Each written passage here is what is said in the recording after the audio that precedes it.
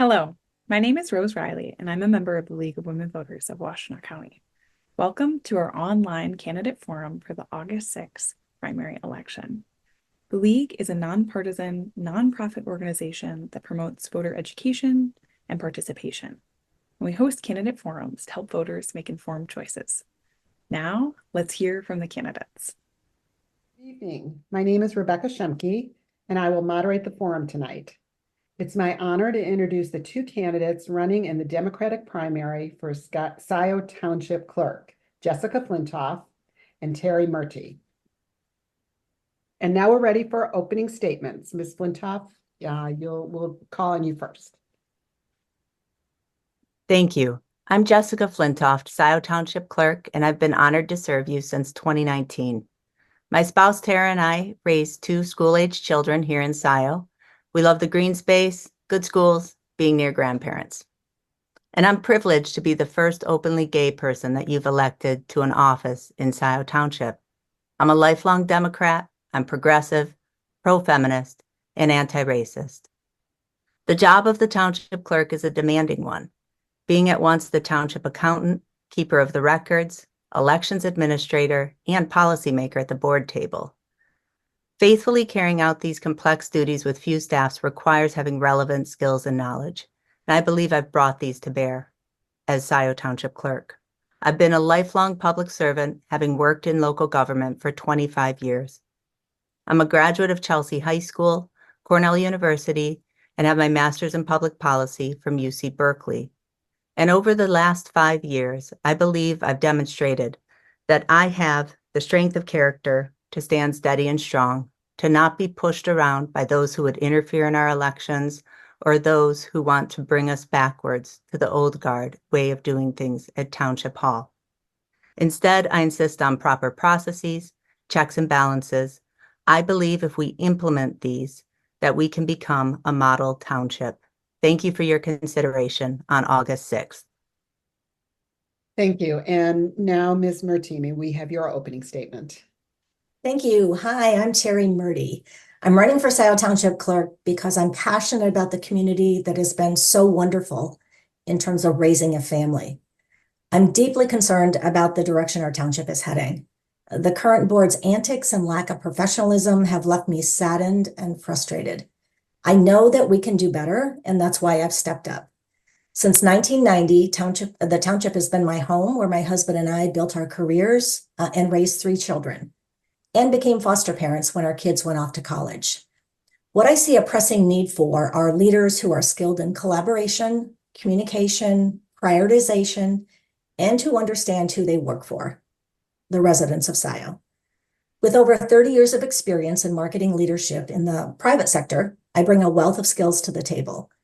But more than skills, I bring a leadership style that sets me apart. I'm approachable, collaborative, and results-driven. I hope that you'll join me in the shared vision for a renewed township government that works for the people, by the people. And I look forward to your vote on August 6th. Thank you. Thank you, Ms. Merte. Now, thank you, both candidates. And now to the questions. And we'll start with Ms. Merte for the first question. Realtor.com reports that the median home sale price in Scio Township now exceeds $500,000. What changes, if any, should be made to the township zoning ordinance to increase the supply of lower cost housing? Yeah, great question. My husband is actually a real estate appraiser, so I'm fairly familiar with the market. I think that there are things that we can do in Scio Township to provide more affordable housing, and we've had several development opportunities to do just that. That would bring down the lower cost of housing in the township and support Michigan's initiative and Washtenaw County's initiative to provide more affordable housing. We need to think carefully about those developments and make sure we have the infrastructure to support them, whether they are single family housing or condos or townhouses. But I think we have to do our part. I think that we have to look at the master plan, understand the mix of commercial and residential as part of that plan, make sure we've got the infrastructure and the revenue to support that infrastructure. And then, yes, we should become an active participant in providing affordable housing and broader housing throughout Scio Township.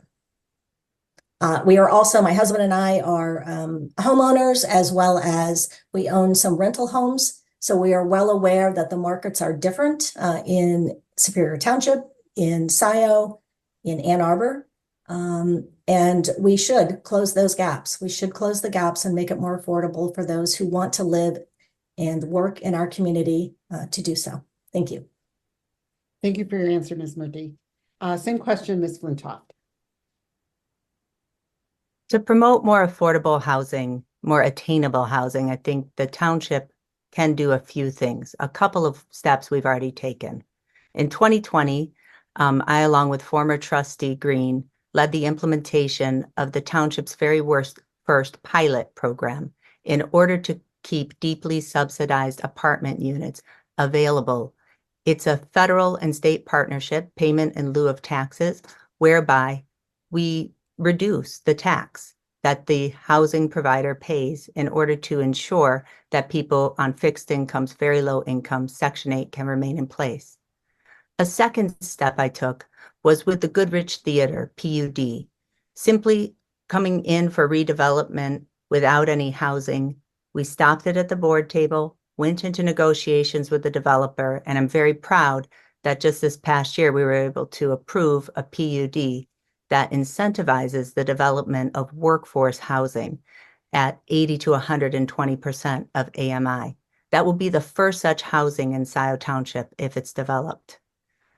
In addition to encouraging more multifamily housing, we also need to encourage better jobs because, as in Scio and a lot of other places, there's a jobs housing divide where people are driving farther for higher paying jobs or living farther away. In Scio Township, there's only 530 people, according to the last census data, who live and work in Scio Township.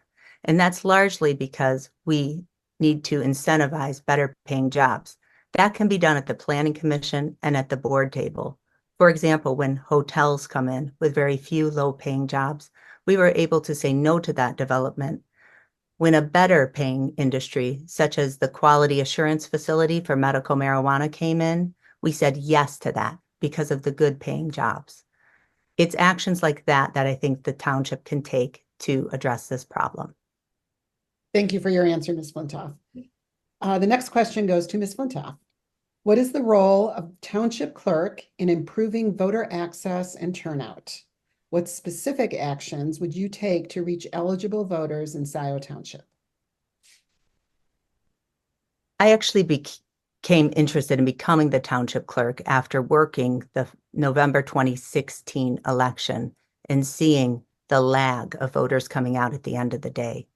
The actions I've taken and would continue to take include the daily updating of the voter list, which we do. I'm very proud that we are regularly in touch with our voters and keep a very clean, good, engaged list of voters. We widely publicize all of the reforms voted in 2018 and 2020 through the two Promote the Vote initiatives, no reason absentee voting, same-day registration, and early voting. In addition, over the last 4 years, I have additional weekend hours, much beyond what's required by the state. Further, our team goes above and beyond. Truly, I think I'm very proud at the efforts we go to. We go to people in the jail, in hospitals, at home. I don't know how many hundreds of times I've showed up at somebody's house to get their signature cured if we aren't able to reach them via email or over the phone. So I've seen getting out the vote, those small one-by-one actions to ensure that we get every eligible voter a ballot every single time make a real difference. And I'm very proud of the great team of election inspectors we have, particularly through the pandemic. That didn't stop Scio voters from coming out, and that's in large part due to the clerk's office's efforts. Thank you for that answer, Ms. Flintoft. Same question, Ms. Merte. Yes, so absolutely updating the daily voting, the voting list daily is extremely important. Providing same-day registration, But I think one of the most important things that we can do is to get communication out to voters about the various ways they have to vote. They have early voting, they have same-day voting, they have absentee voting. We need to reach those voters where they are, when it's convenient for them. I think that, last year, early voting was great. We had a good participation in Scio Township, but I think we can do much better to make it convenient for people. It's tough if you're working and you need to get there early in the morning or after hours. So having that early voting or having absentee voting available to anyone is really important. I think communication is key, not just having the office open, but reaching out to those voters who have recently moved in to the township, making sure that the rolls are updated, that they're registered. I think there are a lot of things that we can do to improve communication. And I'd say that's probably the number one. Thank you for your answer, Ms. Moody. Yeah. Next question goes to Ms. Moody. The current township budget calls for more than $26 million in expenditures. What experience or education prepares you to oversee township finances of this magnitude? Yes, sorry, get myself on mute here. So my experience in both small and large private organizations of managing marketing budgets, multi-million-dollar budgets, where I had to do something similar to fund accounting, but it was departmental accounting. So we were planning for expenses, we were tracking those expenses. In the case of business, we were tracking the return on investment of those costs. We were reporting them on a regular basis. So every month I was required to do detailed reporting on our plan, our spend, our planned spend, and our variance from the plan. So that was both at the departmental level, and then we were required to do quarterly reporting, which rolled up to in a very large organization like Thomson Reuters. So very important to track, to monitor, to use systems to do that work. I think today in the township, we're relying on outside services quite a bit for some of that reporting and that finance support. I think that we should look to try to bring that in-house. I've been part of audits where we've had to go back and look at historical spend or planned spend. I've been part of mergers and acquisitions where I've been part of a due diligence team where we've had to really outline plans, spend, expenses, and figure out how to integrate with another organization's budget or an organization that we were acquiring. So both the people, the process, the technology. So I have quite a bit of experience with financial management in terms of both large budgets, small budgets, and people management and the associated costs with people management. Thank you, Marty. Same question, Ms. Flintoft. Sure. For the past 25 years, I've worked with public budgeting, public accounting, public budgeting advocacy, federal grant writing, and also federal audits, as well as overseeing the team in the township working on the audit each year, as well as the monthly financial reports. In prior work for the city and county of San Francisco, I was personally responsible for $10 million of budgeting.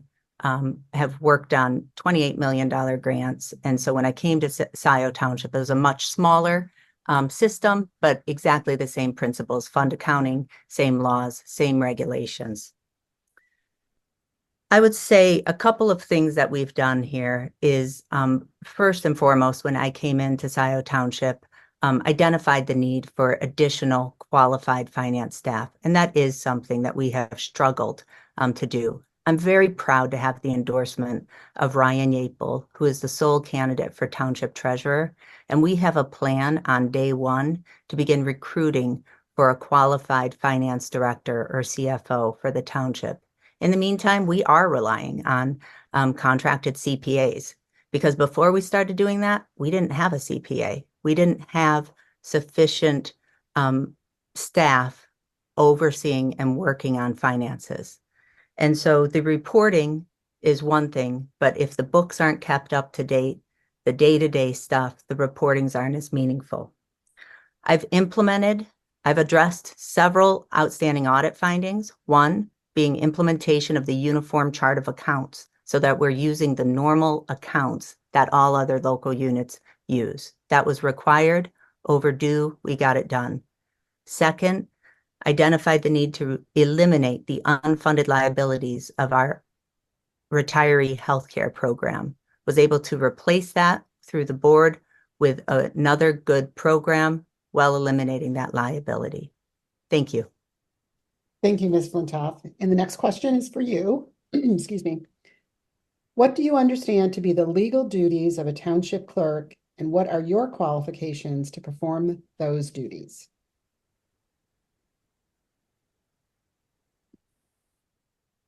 Sorry, that question is for you, Ms. Flintoft. Oh, thank you.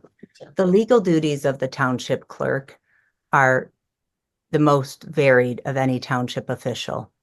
It's the person who's responsible for keeping the accurate count, accurate record, and protecting those records.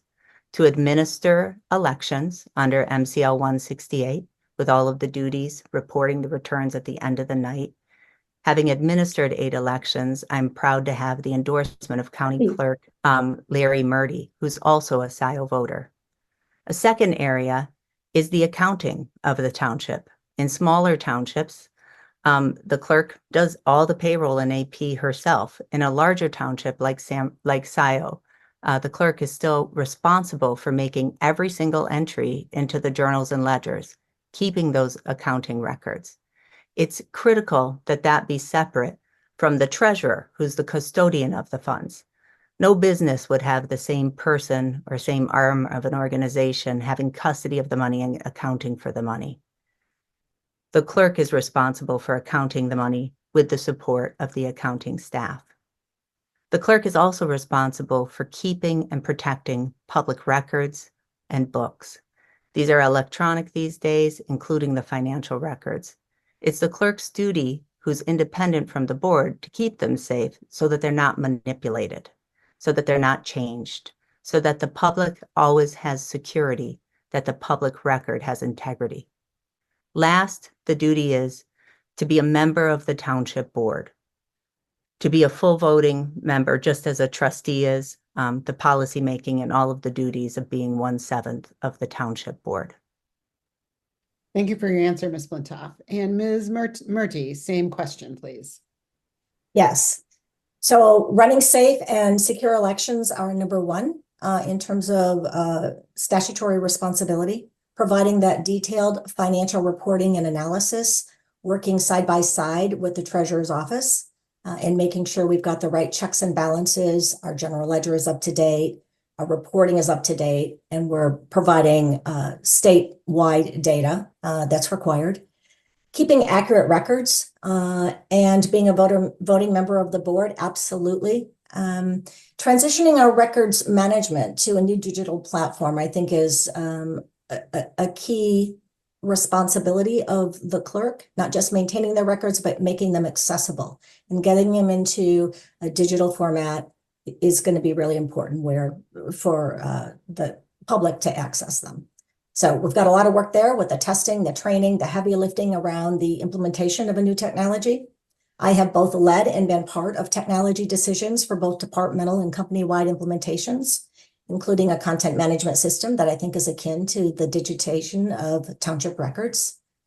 My experience in marketing leadership in the private sector and the office of the clerk have similar skill sets. So attention to detail, organization, excellent communication skills, customer service focus, and technology proficiency.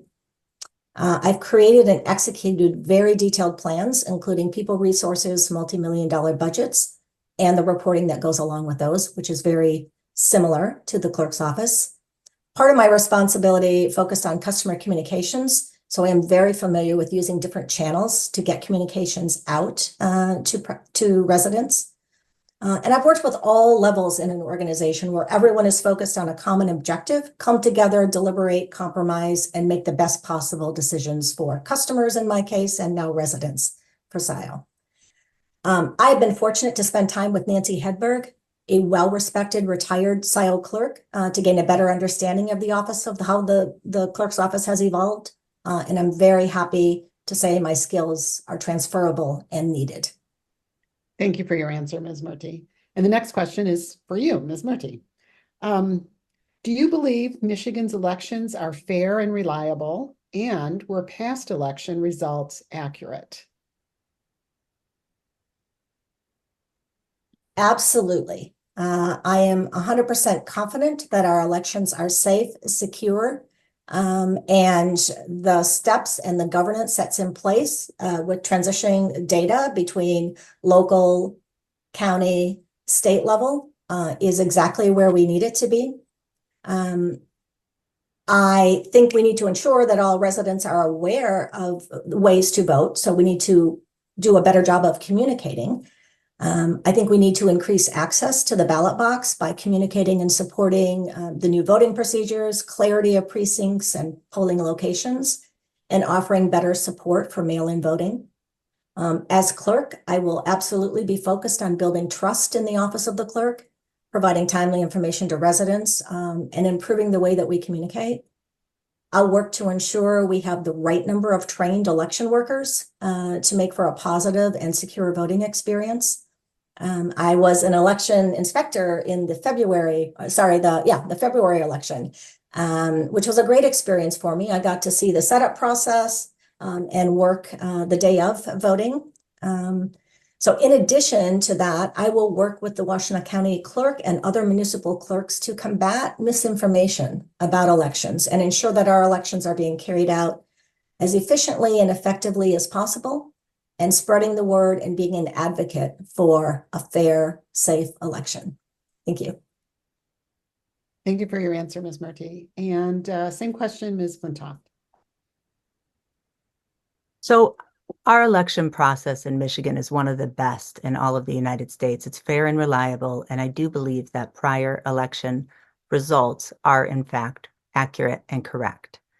Over the last 5 years as clerk, I've administered elections through the pandemic, through the onslaught of disinformation, misinformation, and even within the office, with staff, with election inspectors, people may be interested in being election inspectors, voters. I've had probably 800 conversations explaining, here's the process that makes this secure, here's the redundancy. If somebody comes in and asks, are you sure my ballot's going to count? How do I know that it's going to count? How do I know where it is? I'll give people tours of how we do the processes in those 45 days leading up to every election. And generally, a conversation, building that trust and showing people the process builds their confidence in it. We also live stream the public accuracy tests, which we do all the time. And when we had the opportunity I've administered 8 elections since being clerk. In one of them, the state has part of a regular auditing process where certain precincts are picked. So we were picked. We did the hand recount live. And so I'm committed to all of those processes to make it as transparent as possible. In order to improve security, because there are some real security concerns, we get regular trainings from CISA, as well as through the state Secretary of State. We just did a wonderful tabletop exercise in partnership with our Sheriff's Department. We're putting plans in place to make sure that we're ready for 2024. We know that bad actors are out there, and we're going to be trained and prepared to keep our election equipment, our voters, and our election inspectors safe. Thank you for your answer, Ms. Flintoft. This will be our last question. Ms. Flintoft, it goes to you first. The state of Michigan proposes to reissue a permit to allow Gelman Sciences to discharge treated groundwater. Do you support the state's proposal, and why or why not? So I do support the state's proposal. And that's because I have had the opportunity to become very informed on the issue and how imperfect the cleanup of Gelman is. But these permits come up every so often. I want to credit Trustee Kathy Knoll for ensuring that we have a public hearing on it. and appreciate our card collaboration with the county and other community leaders. However, the cleanup with the 1,4-dioxane is constantly, continually recirculating in the environment. So I am hopeful that the Superfund will come through. As you know, the public comment period has closed for placement on the national priorities list. I'm hopeful the federal government will come in and be able to ensure a stronger cleanup. But until then, my understanding is we're working within the constraints that the state has placed on us. And the state and Gelman are cleaning up bit by bit. It's not as fast, it's not as complete as we all wish that it were. Thank you for your answer, Ms. Flintoff. And same question, Ms. Merte. Yes, I do support it based on the research that's been done and the testing that's been done. I do think the Gelman plume is a decades-old problem that continues to cast a shadow over our community and poses health issues for our residents. We can't stop trying to get the company responsible to solve the problems that they've created. The majority of our residents have wells, so groundwater safety is a concern for all of us, including me. We've been steadfast as a community in our efforts to get Gelman to take responsibility, but I know after decades of working with them that this needs to be elevated to a federal level so that it gets the attention and resources it needs. So I too support the Superfund status. Getting us elevated to that status will get us the resources, hopefully, and the funding that's needed to actually force the cleanup to happen. Until then, we have to continue with our independent well testing and need to continue to keep our residents up to date, as Kathy Knoll has done for many, many years. So definitely support the state's initiative. Thank you for your answer, Ms. Merte. Now it's time for closing statements, and we'll begin with Ms. Flintoff. Well, have been privileged to be your township clerk for 5 years, and hope that I have earned your vote to be reelected on August 6th. I am committed to good governance, to professionalizing the township, and to always putting residents first. I believe that my track record shows that I've done a good job at being the township clerk. In elections, I've implemented statewide reforms in 2018 and 2022. We have higher voter turnout than we ever have before, despite a pandemic and incredible attacks on our democracy. We do 20-hour days, whatever it takes, and I'm committed to continuing that to ensure your right to vote. In the area of finance and good governance, when I walked into Scio Township, having had 20 years of experience in local government, I was shocked to see what I saw in terms of how the funds were managed and accounted for. There were poor practices in place in 20 years. Over the last 20 years, I was the first person to call them out. That's not a normal budget process. You should have 2 people, verifying certain accounts. Basic business processes weren't in place. I believe that we are on our way to correcting those. And if elected again in partnership with Treasurer Ryan Yapel, we will solve this problem once and for all so that you can have a township you're proud of. Thank you, Ms. Flintoff. And Ms. Merte, your closing statement, please. Thank you. And thank you again for the opportunity. So there are 7 elected members of a township board. They are meant to work together, to listen to residents, to set policy, and discuss pressing issues in the community. However, for the last 4 years, the township has experienced significant turmoil at the board table. Since the last election in 2020, 3 members of the board have resigned and 1 lost their special election. The township's bond rating has decreased due to political discord. Elected leaders have wasted taxpayers' dollars on lawsuits. Financial management at the township has taken a backseat to personal agendas, resulting in challenging audits. I'm running for township clerk because I have the experience, dedication, and passion for service to help turn the page on this chapter of political fighting. It's time for new leadership at Scio Township Hall. I want to get back to the business of running our government with residents' concerns in mind, not personal agendas, and to restore the solid legacy of governance, transparency, and secure and efficient elections in the clerk's office. I'm proud to have the endorsement and support of retired clerk Nancy Hedberg, one of our longer-serving township clerks, who exemplifies these principles, and I am confident in my ability to transfer my skills in the business world to local government. And I'm excited to do that. So I'm hoping I'll get your vote on August the 6th. Thank you. Thank you, Ms. Merte. And thank you both for participating in this very valuable session. The League thanks the candidates and volunteers who participated in today's forum and the community members who submitted questions. Please urge others to view our forums. Most importantly, please vote in the August 6th primary election, whether by absentee ballot or in person.